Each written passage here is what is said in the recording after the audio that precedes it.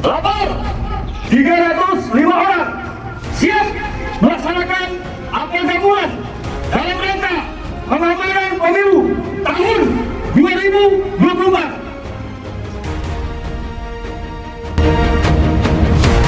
Pada kesempatan pagi hari ini kita melaksanakan apel kesiapan dalam rangka pengamanan pemilu. Di tempat. Bismillahirrahmanirrahim. Assalamualaikum warahmatullahi wabarakatuh. Apel gabungan ini tidak lain dan tidak bukan adalah tujuannya mengamankan kegiatan pemilu